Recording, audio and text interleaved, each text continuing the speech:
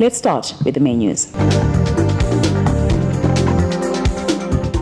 The head of state and government and commander-in-chief of the Zimbabwe Defense Forces, President Robert Mugabe, says the decision taken by SADC leaders on Zimbabwe's election roadmap is a victory for all progressive forces as it respects local institutions. We get our first report from our chief correspondent, Ruben Barwe. The president spoke to Zambian and Zimbabwean journalists on what transpired at the extraordinary summit held in Maputo yesterday.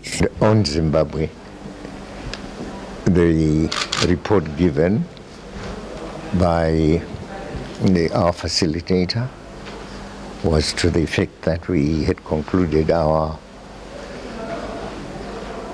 constitutional exercise, and we now have a constitution and we are gearing ourselves for election, but there are differences that need to be resolved, and it was these differences we dwelt on for most of the time. But in the meantime, the Supreme Court, having been appealed to by one anxious member to declare or to examine our situation and then give a judgment as to when the elections should be held, had pronounced itself on this regard and had given a judgment to the effect that the president must make a proclamation for elections to be held not later than July, end of July. And we reported also that I, as president, had complied with that judgment. And the fact is that the other parties don't want elections. They are afraid of elections. they know they are going to lose. Are Zimbabweans crybabies? Why rush to SADC when they could have met and discussed the same issues they took to SADC? Is it immaturity among some ministers like Johnson Timber, who carelessly boasted that they were to scuttle President Robert Mugabe's commitment to comply with the Constitutional Court ruling that elections were to be held by the 31st of July 2013? That is so Zimbabweans being asked to go back to the same court and appeal for extension by the SADC summit. The Prime Minister is also on record of having said he holds the keys to the harmonized elections. It tells one volumes of what obtains on the Zimbabwean political landscape. Meanwhile, the president and his delegation returned home last night. He was met at Harare International Airport by the Vice President, Comrade Joyce Mjuru, government ministers, service chiefs, and senior government officials. Ruben Barwe, ZBC News, Harare.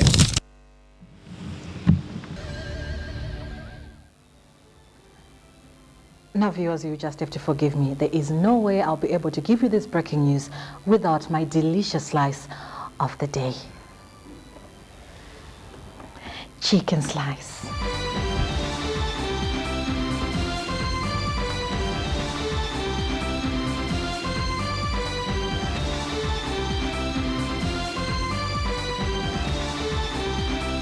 And now for the breaking news. Welcome back to Sunday edition. Our apologies for taking that sudden break. It was due to a technical fault. The extraordinary SADC summit that ended in Maputo last night was a victory for Zimbabwe as it held the independence of the Zimbabwean judiciary. Despite different interpretations by politicians, the summit agreed that the same court that ruled that elections should be held by the 31st of next month should be appealed to give an extension. Another report from Chief Correspondent Ruben Barwe. A day for the leaders of the region to resolve the much-touted make-or-break meeting on Zimbabwe. Non-governmental organizations descended on Maputo to bolster the MDC formation's position on scuttling elections chalked for the 31st of July 2013.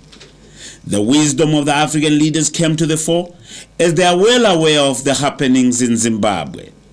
Soon after the closure of the summit, Professor Welshman Ncube of MDCN spoke to journalists saying he goes back home satisfied. The Minister of Justice on behalf of the government should go back to the Constitutional Court and ask for an extension of time within which to comply with the Supreme Court judgment, preferably by 14 days, so that the election is held around or about 14 August. That was the court decision, but also the facilitators report with a whole range of other recommendations on things to do with voter registration, media reforms was also adopted. If the Constitutional Court agrees with our position as government and SADC to seek an extension, then elections must be held around about 14 August. That's what it means. ZANU-PF's chief negotiator, Comrade Patrick Chinamasa, who is also Justice Minister, says SADC respected the Zimbabwean institutions and asked him to make an appeal to the same court for an extension.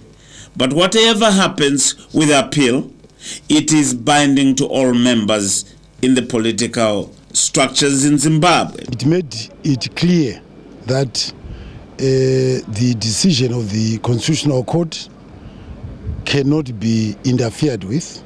It is binding, and that no SADC summit or member countries should work to undermine that judgment. But it also recognized the fact that the MDC formations are making statements that there are certain processes that have not yet been completed. In particular, the suggestions about reforms to the media, to the POSA, to AIPA.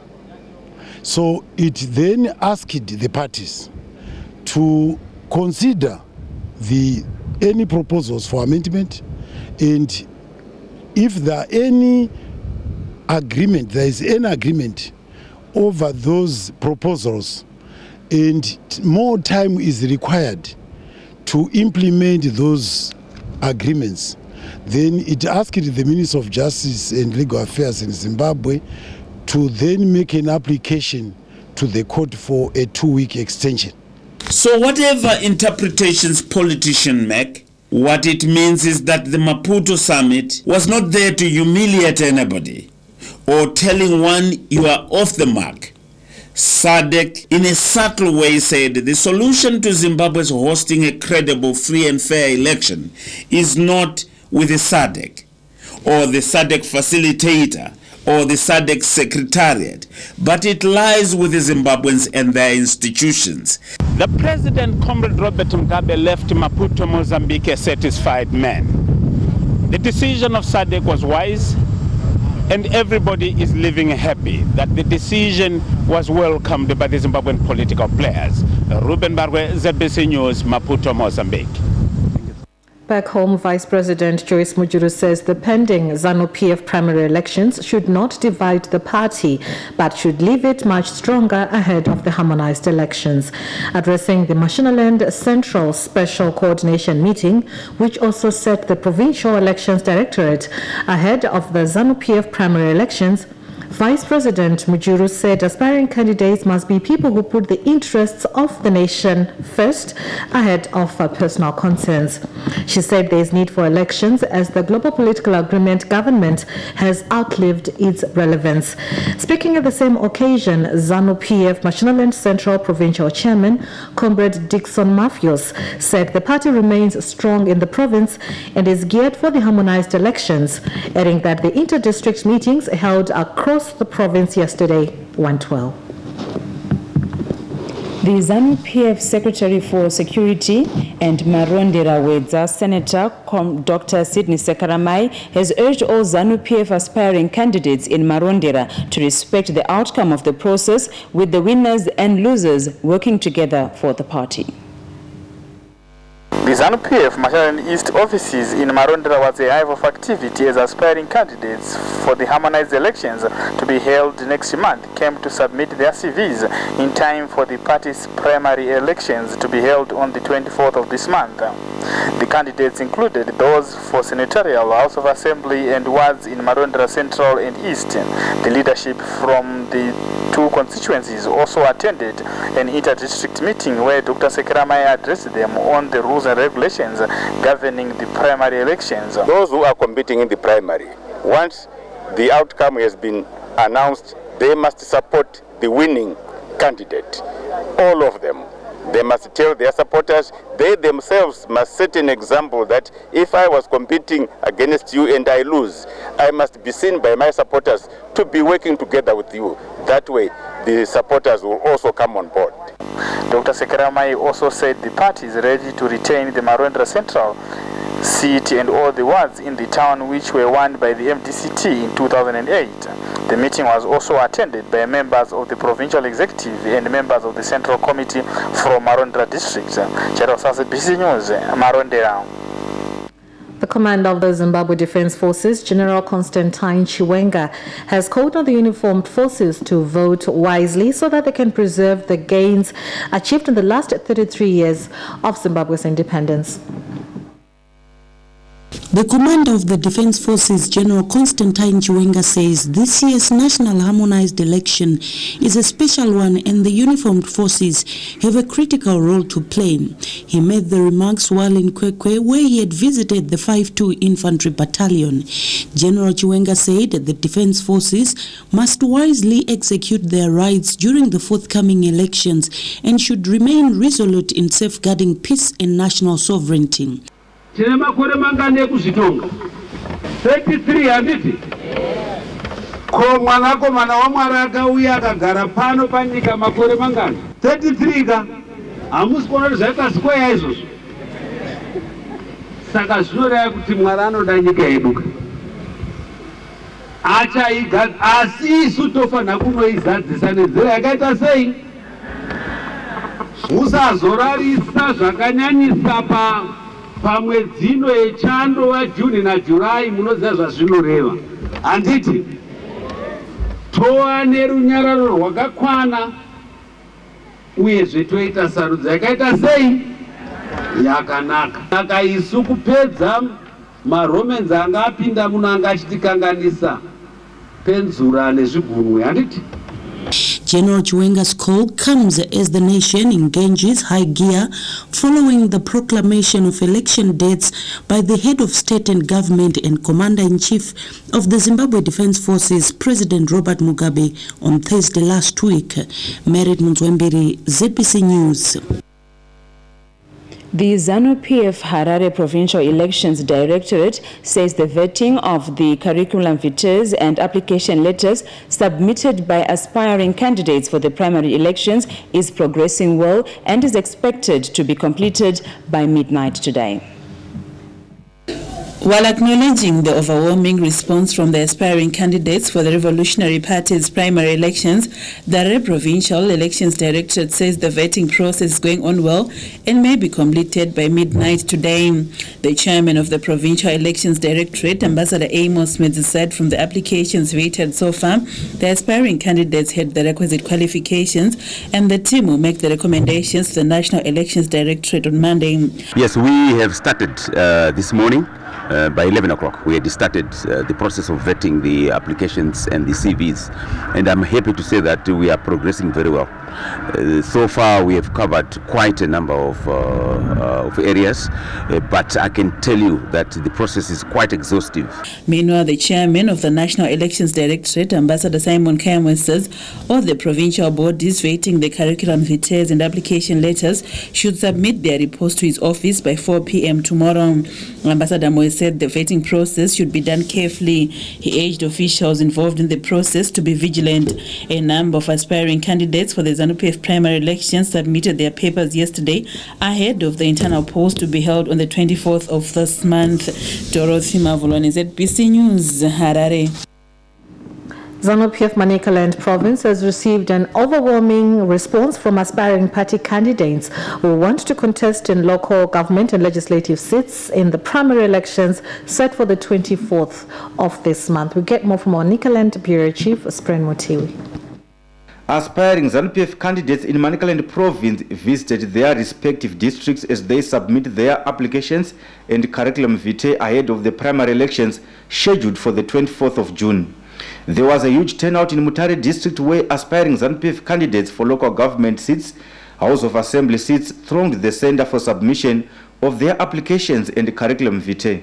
They were waiting for that. It was just a day to come. So it came yesterday, and they are very much happy about that. We have to have that workshop quickly and really educate them that you are not lost. It is only this time. Let's work together because you are doing it for the party, not only for your individual. After submitting their applications and CVs in the various 8 political districts in Manicaland, the Provincial Election Directorate will go through them for onward submission to the National Elections Directorate. ZANU-PF will hold its primary elections on the 24th of this month to choose candidates who will represent the party in the harmonized elections. The primary elections will be held using the secret ballot. Zimbabwe will hold harmonized elections to choose the president, local government representatives, and the legislators on the 31st of July. Sprenim Tiwi, ZBC News, Mutare. The Deputy Minister of Public Works, Senator Agai Georges, says the colored community should vote for ZANU-PF in the forthcoming harmonized elections. As preparations for harmonized elections that will be held on the 31st of July start to take shape, minority groups have been urged not to be left behind in shaping the future of the country. I told the community that they need to make up their minds that the government in power at the moment, inclusive government, is gone and dead. They need to support ZANU-PF, which is an old government that was in place before. And if they don't know support, if they think anyone else in this country can run this country, he needs his head examined by a psychiatrist, because there's no way that any government can run this country probably as better as ZANU-PF can, especially the President Robert Mugabe.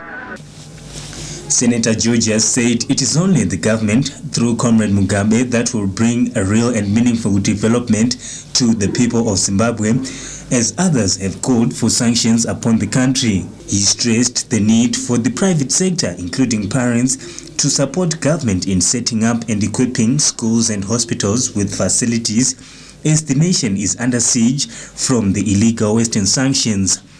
The proclamation of harmonized elections has been widely welcomed as a progressive move that will ensure progress in the nation. Tapiwa Machemedze, ZBC News.